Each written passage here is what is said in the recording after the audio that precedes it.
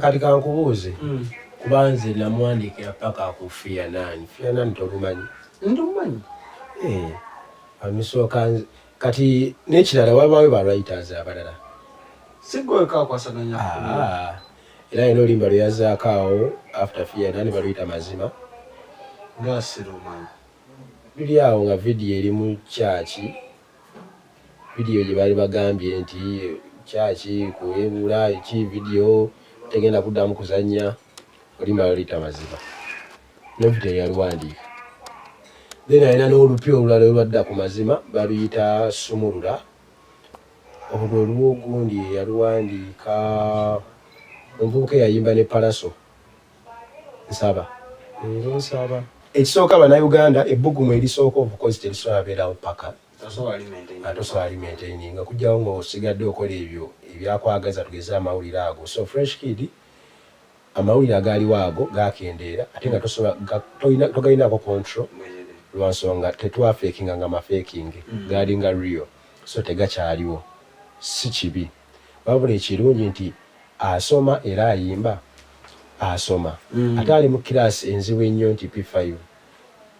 n'okutuuka nti ne wiikendi emu ku zi wiikendi ezisigalawo alina obeera ku ssomero olw'omukaaga abeera okusomero balina activities ze bakolayo kitegeeza mugenda mufuna Sunday so time ekendeera ate nga bagala performance yebeera ennungi fresh dad ate nga alina tune eriko yiyo born in Africa born in Africa agita born in Africa mulina ddala ndino neze musse business eri awo brand eri awo temugiwa naye si muyimbi musumbuyi naye akimanyi Export TV to the world. Abasabo ne banyabo Export TV tuliko online amanyi omwana soda tuline abe kintu ya kikuttemu tuli wa pana ku studio lero wetugumbye aba El Shaddai batambuza akasente muganda wange bakwate ko batambuze sente zo ku Bwongo ku bei esoboka ate bazituse najjo oyagala basasula TV masanyalaze simanyi school fees yagala gula airtime data bundles ngoli munsi ya South Africa ba inboxing babikolere ko bulungi nnyo malidati sana aba Infotrust ogwaba gwa mataka oline ettaka lyotunda lyagana bagenda kujja baligule oyagala kugula ku ngudo zonna ezifuluma n'eziyingira ekibuga Kampala aba Infotrust balina baloya abakugoba basobola okuwa ne bawoza ku musango gw'ettaka gwonna balina amagezi ag'ekikugu ku by'amataka ate batereka akasente k'abadaama bakadama mwe watu wanaona bakadama bono babaita ba boss ladies bakadama kasaka wezayo omwaka bakateka mama gwa muganda nga bantu babba ate sente zobadde zenyini zo basanga nazo ne bakutira mama goba sente zobadde tebakendeza ko nga 14 kati tebongera ko ng'omwana soda so mubeye kwate kwensonga etambule my dad sana omukulu walabe nawulira ababba abantu abano ne bwoteekayo 5 osangako 10 bateekayo n'ateekayo 5 negiwera 10 abasajja zijjayo nalekayo nayongerayo 2 wayitawo babbanga ki apo nga tekyaggulawo sibe ba BLQ batala BLQ babba abaana 14 kuza ku bantu bale mwe bali nnyo abatulawo mwe bali okutwagala amanya 14 ke Bwongo ndi wano ne soda lero njaga tuwogere ku 14 ko omuwandiisi omuyimbi tumusonyiwe tumudde ebbali era mu byo byonna olina brand gye waleeta mu media bagiyita fresh kid yaliwa fresh kid wali ewa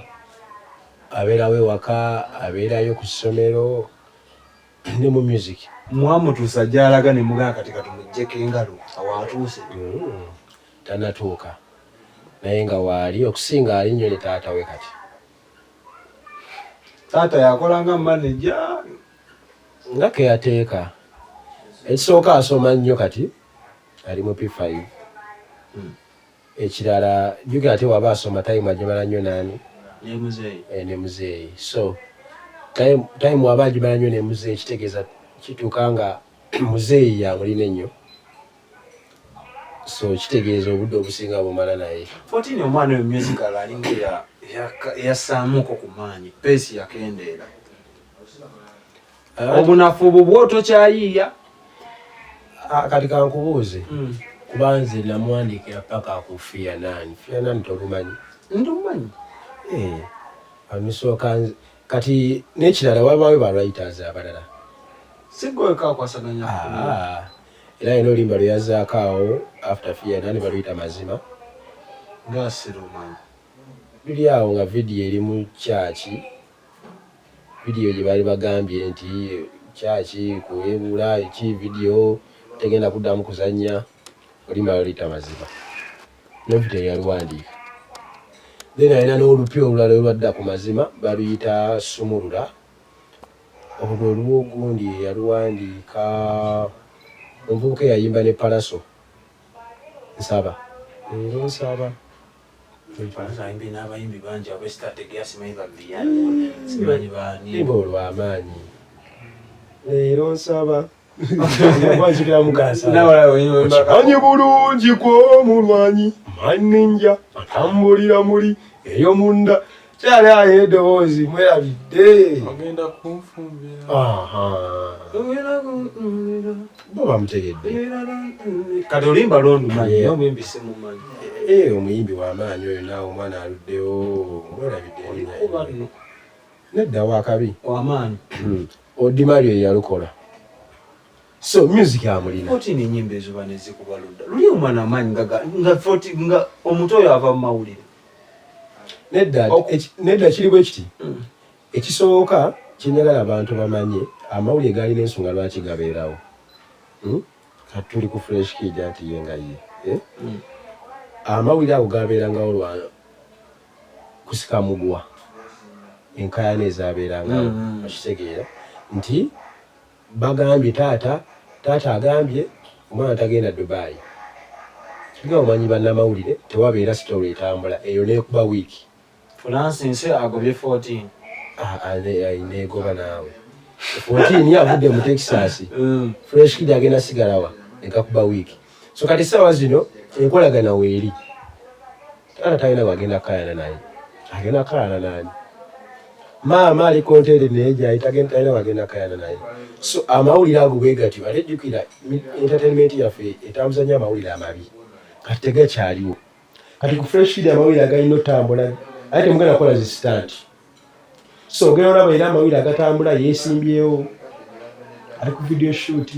naye zifiya nani mwanzi kuba tewali mawulire nezitutuukako era netuzidigidda yali nkyamu oyo yali nkyamu kuba teri atagimanyi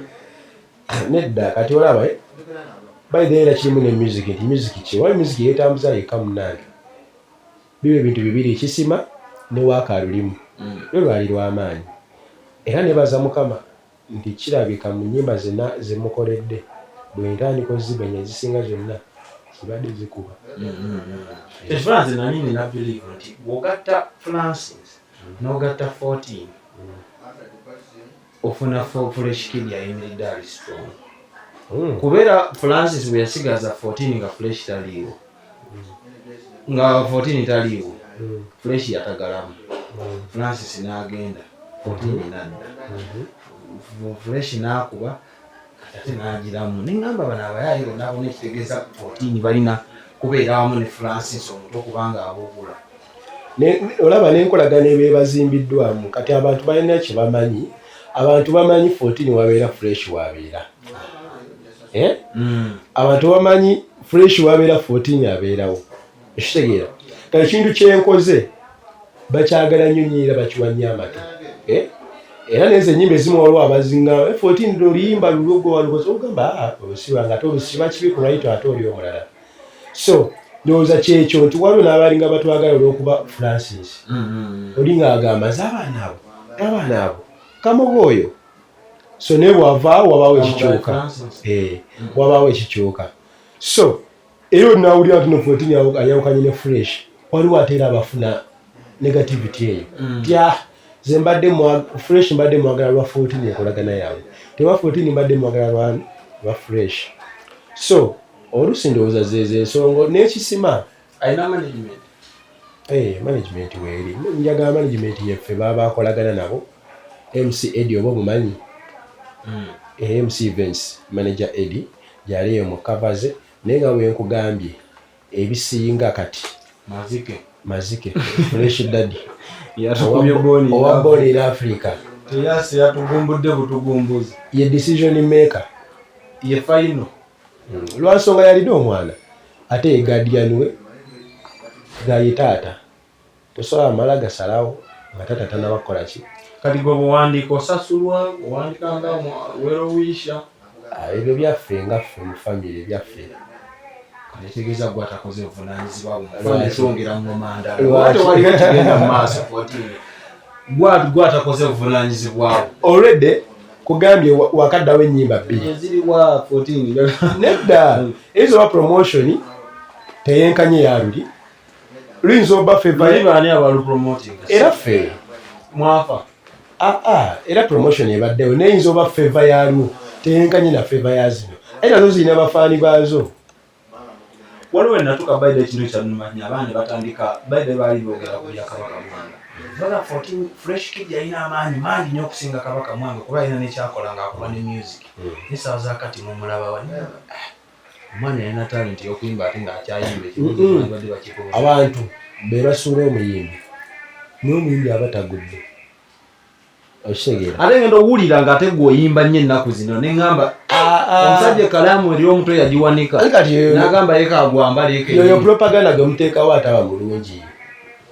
Ate bwe tusiyimbe nga muwandikira nnyo mbugwe toyimba. Ate bw'okubayo buli nno bubiri bwe naakalimbayo bwe tokyagala muyimbi muwandikira kati akalayimba kati nkole ki. Waleeri wawandikirayo ng'omwana yakwaga ajja ku mwana mafuta mwana. Kati okubayo ezizo okola bubi naawe omwana aluwa nange ennyimba gye ziri kati naye nina demo ze zewamuwandikira. Of course era gye ziri era bazirina era time bwe naatuuka nazo zijja kuteebwa. So ogwange ogamba nti webaziretegeza gwogwa n'okita n'okirekera bali weeziri kati nga omulimu gwange nga bw'okyogedde ogusinga kuwandiika kuteekawo waaka talina beera nga talinawo biyimba zirina duteekawo. Tulinayo ebiyimba ewa Bomba, tulinayo ebiyimba ewa Keisamu ezange eno ekitegeera naye just nze kyemmanyi obaawo time gy'ogamba nti kabala n'abalala bakole ki oba mwagala tukkirizisa nti era y'abaana abato yakomaawo kuba teri mwana mutenaku zino akuba baferisa bazikiza. Kati kankubuuzeyo ekibuuzo singa okola event ery'amaanyi mu kibuga oba ebbaliwo ekibuga ng'ogenda sanyusa abaana bato ani gw'oyita oba ani gw'osooka olowoozaako Kabaka Mwanga. Kati Omuganda ajja kugamba amazzi gakulukutira gye gaali gakulukutira. Kati ekyo bw'oba okyasobola okimaintaininga n'okikola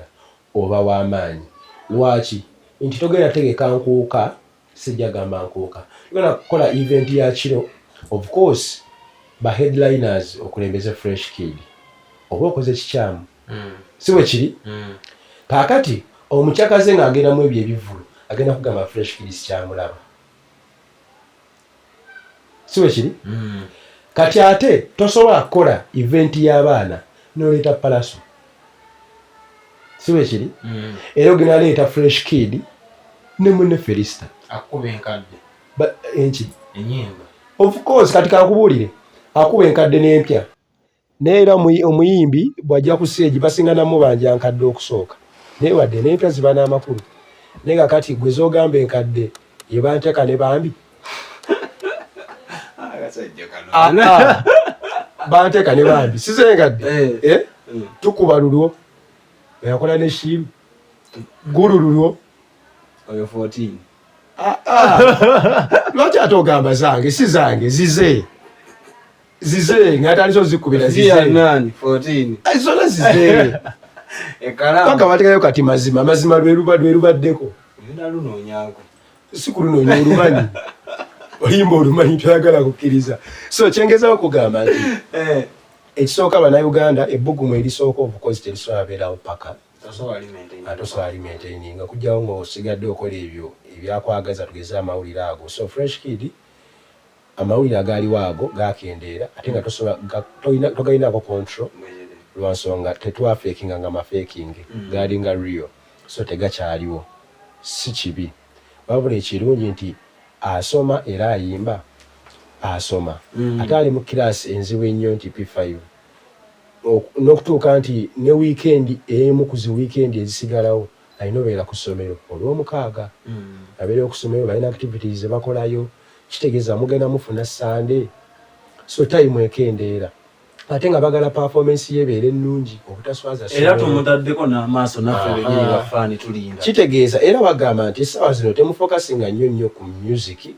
than ebitabo wadde soda abateekako pressure ababuuza music aluwa naye temwokya lwa nsonga essaawa zino kyeyafuna mu music education kyamaanyi nnyo okusinga ennyimba ezo zoyagala afulumye kuba zaagenda zifulumya buli mwezi nga bamubuuza olulala ne time gyawaayo gyadedicatinga ku ssomero nkulu so nange tekimpa amakulu kubeera ku taata we nga mukubira buli kaseera tujjawo tugende mu studio ng'ate nkimanyi nti ku makya nga kati agenda ssaawa 12 ku emu alina obeera ku ssomero mba neerowoozezaako nganze nti kampandike luno oluyimba nawe olukube 14 sigale nga neete nga yesikola ki so ne mumuwaamu liivu asooka asome ekirungi waali wakola ebintu bye bitambula mawulire era akyasobola okugakola music wasooke ampozingemu katono nze nzikiriziganya nakyo kuba ekifo kye weekiri tewali agenda kijjawo kizibu nnyo omwana okuddamu okujja nga muteeja emyaka n'akola fresh kid byakoze ekitegeera kisoboka naye kizibu era si oli wanaakola event ne Felista yafunireyo chance nti ye muwala aliwo so abo abaana era ne taata we njala mugayo taata Felista tebabateekako pressure ya music ye essaawa zino kye baafuna nga education kyamaanyi nnyo naffe ababaliko tuleme bakozesa nga advantage nti nze mpaalire nnyo olwokuba alina kyenjagala ogisaawe mpandike musinga ennyimba tufulumye kano tufulumye kali olwokuba njagala maintaininga nnyo nga 14K akola ne fresh kid abaana tubaleke tetubavuga speed ffe tuli bayimbi tumanyi oluyimba lumu lwoba olina stress gye lukuteekako ate oli mwana muto omugatako performances alina gira misana awumule muddi afune muddi time ey'abaana ey'okuzannya ogenda obibalansinga nga luli just mwali mulina okubikola lwa nsonga byali bidimandinga essimu zivuga muliwa lwa nsonga mulina kyemwa taata awandi omulire eri maama awandi omulire eri natusobola byewala so kati byakuulinga nze nsanyuka nnyo kati nga gwe nalabye nga yeesimbyewo oba welfare ku ssomero kati wagala laba positivity eyo kati muye ganyo kakasa ennyendongo abeere head boy wa Kampala Parents akube gundi eyo ne music gwayimba akyukemu atandika okuvuga abaana mu gundi endala so kyenjagala abantu bategeere balekerawo okubanja fresh kid music aliwo amawulire galiwo nga wakolanga amawulire azikidde tetumuwulira omwana mumubuzizza omwana yagwa oyo mwana akyalina future ali kati myaka 11 tumuleke asooke aconcentratinge kusoma ennyo yafuna chance essomero lyaliko lya bbeeyi limubeereddewo buli kimu kati ate ffe kyetwandyagadde afune ne basale era ku secondary eya Rajiv kwegamba alina kikola kati tebasobola muwa basale ng'akoze bubi ne waba alinako oluyimba kitegeera era ekyamuweesa basale awo baalaba ebintu byebyemabika byabadde akola nga yakulembera nga wa first wakubiri biki bwe bityo era bwe tuba ne principal w'essomero lya Kampala Parents just kuwulira nti nalina olunaku lwataasomye ng'ensonga gyemuwa nti nno yabadde alinayo interview ku TV oba show bayinza obbavuma ate batuufu kuba bagamba kati olunaku lwamiisinze ne mwaka gwamiisinze kati TV abadde nga azigendako era alizigendako mumuleke asome so just njagala okugamba abantu ku ekyo era oluusi n'okibuuza nti bamuleke kasita abeera nga waali wali okubeera relevant asigamba nti nno ate kusirikira ddala kuzikira lwafunye time ajja ku TV ababuuzeeko aleeteyo obuyimba obupya kuba kugambye tubuwandiise gye buli kikiri kye nagambye nti nno gye buli linda time bajja kubuta so tewali mbeera nti oba temukyakolagana oba lwaki tokyamuwa ndongo baraita abazi bawandiise era oyambako mu promotion kati nze ne fresh kid promotion tekyetaaga kungamba niyo basikalamu nga isiyo niyo bibasi yange era bwokeera ku platform zange zenyimba mbadde ntekayo posta zaazo linki zaazo ebifaananyi ekitegeera ekyo nkimanyi mutima bwembeera owakabi aba wakabi ne waba talinaako oluyimba bw'abeera owakabi embeera wakabi newemba sirinaako oluyimba so yeso bw'aba alina ekitambula kinkakatako kiwanikayo kyekimu nange wemba alinako ekitambula era naye akiteekayo oba bakiteekayo Fresh Daddy abikwasaganyawo emitimbagano waliwo agikwasaganya badde manyi omukulu w'amazike ne bane yatukubye body in Africa obaani ali musonyiwa international tune international song naye noyo muyimbi naye mumugayaliridde aliwa Fresh Daddy ate nga yalina tune eriko yiyo born in Africa born in Africa agita born in Africa mulina talent noneze musse business eriawo brand eriawo temugiwa naye si muyimbi musumbuyi naye akimanyi wale yatukuwaka bakali ka mukwano wanga tagwa tadda mu mukwano agamba salo ngulaki tatontomye butontomi n'ekiggwa musumbuyi naye kikolerayo munnange ebyo bye mwagala afuna ku buvulu ebyo bye oje omubuuza siri manager yo munnange ate nze manya atya eri family family naye era tulinayo tukoma kuba naye tamanyi sho zenkola akuba busho yeka ate yamanyi zenkola ekitugatta mwana Fresh Daddy 14 waliwo kino bwe kiti tukole kino ne bwe kiti awa tukwatagana kale nange mba simanyi aleeta ki alawo omuyimbi Fresh Kid obeerawo ng'alina ne EP oba alubamu ng'eka abayimbi ab'enjawulo ate alina olimba lwaleeta olw'amaanyi naye ali amukwatire kalaamu era ggwe alina abasajja abalwenza kuna amatuka kuyolebo kuba kunama lekanawo oba okubya ennyo kyogamba oli n'Africa kunama olwo oluyimba olw'amaanyi olulede ezo lyrics zaabaddewo ng'alina just ziteeka mu mutwe azituula embuto kati onali muwandiikiddeyo oluyimba luyimba tannaba kuluta baluyita mafalanga naye muwandiikira n'akuba soko mbule bw'aba akuba asooka voicing nga ne banateekako byuma lwaki kyogamba tatula ku ngoma ne soda njagatangaza eggwanga kuba eri family muli family engoma ate olwagituulako bwengoma gye batuuza ku luyimba ekyagamba oli n'Africa tegiranga reggae classic yakubira amazike neŋŋamba naye kakati olaba ekyo kyebayita Katonda kuba waliwo bemugamba bayimba ebiri serious mbu bayimba nnyo nga tebikola ne Fresh Daddy nezo ennyimba ze zemugamba bwezityo akalifa yamuwandiikiranga amazike negakuba nezaddakaawo bakyawa kimanyi nozibala nga ziwera sogoleke mazike abantu bakyawa eni alina aliwuladdakaawo oba naye akolimirako kuba x semanyi ugatezibana taito kagwako emu omwana era abaana abokasanga nabo banaabagala ebyononese nga atemyemu ali eri okawoka naye ng'ekyo kiba kisima so efamire weeri osobola otuyimbira mukolo wamuwandiikidde copyright tulabe version y'omuwandiisi ne final copy copyright ye naye kyo twalikola before lockdown oyo omuyimbi tali serious bakyayiyange gye batuuza ngoma ku luyimba simanya abaproducer akyanyigira akolera balego looks je waliwo producer ebewa Khalifa yakoze ne Born in Africa alina abantu omanyi buli muntu oba n'abantu baba abakukkiririzaamu era abakuyamba ekirooto kye kyakuyimba kyakutusumbwa nga wagamba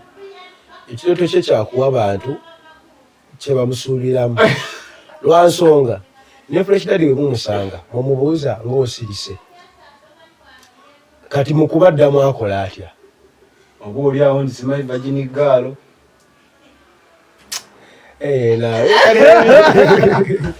oyagala dde eyo okubayo nenkulya ebikubo yejo baana amazima temagala abantu omwana yali mukateeba ne kakati kireza yali anoonya haipu linnya kuyisaawo bintu byabwe kuyisaawo bupeegi bwabwe ng'omukulu tamanyi era we byagaana era omulaba omwana era akyapambana omulaba ebintu byakola oyo mwana muto aba muwala we oyinza noba naawe omuwala we toyinza naawe mukwana ani kati sobbe nayinza oba si tayipu yo nze si tayipu yange gweyiyo omusobola omutwala oyo kati olwo ate fresh dali taata waffe so ebyo bibaawo munange mu industry kasita ofunamu ku linnya bingi ebiba bisuubirwa 14 agamba akasemba eri abawagizi ba Fresh Kid tuve wano abawagizi enyinza bagamba Fresh Kid ye muyimbi omuto yajja n'ayobulumya ensi si Uganda yokka kuva mu palamenti kuva mu baminisita n'ateekawo impact ey'amaanyi ate music n'amukuba nga si luyimba lumu paka kati kyembasaba mumuwagire nnyo okubeera successful ne mu kintu ekirala naddala mu education than okumuteekako nnyo pressure okumubuuza ennyimba nga John Black oyo omwana tasaana ekyo gwe mwamubuuza ennyimba kuba kati oyo ye mulimu naye kati suubira nti Fresh Kid yagufudde n'omulimu ate simuzibanje Fresh Dad kuba yasobola ng'ekyo kyayinza okukola so mweyongere omuwagira nekyaba aleese mukiwagire era mukyagale naye ng'akyaliyo asoma ate asoma bulungi ate n'obuvunanyizibwa ku ssomero babumuwa era bamwesiga so ffe tuli proud olw'ekyo kyeyafuna mu music okuva mu ghetto eri yali asomera ku Luwero Girls ng'ate ye mulenzi najja awo ku St Agnes Kawanda paka kati ssaawa zino nga basoma mu Luganda bababuuza ebibuuzo mu Luganda biri gattako biri ku lupapula awo onzijukiza muganda wange yasomera ku Namalere Girls nga mulenzi ebyo basewo ne banyabo temuddamu kubuuza omukulu gyali 14 yakunnyonnyodde ate bakyakwatagana ekyo tubadde tutandise okukibuusabuusa naye enkolagana bwe ekyatambula Malidaadi Malusu na Dokoli ffe tubadde tukirinaako sinaaga tetulina kirala kye tujja basaba okujjako subscribing following n'okuwagira endongo yaffe eyawano mukama abatukuume Export TV to the world.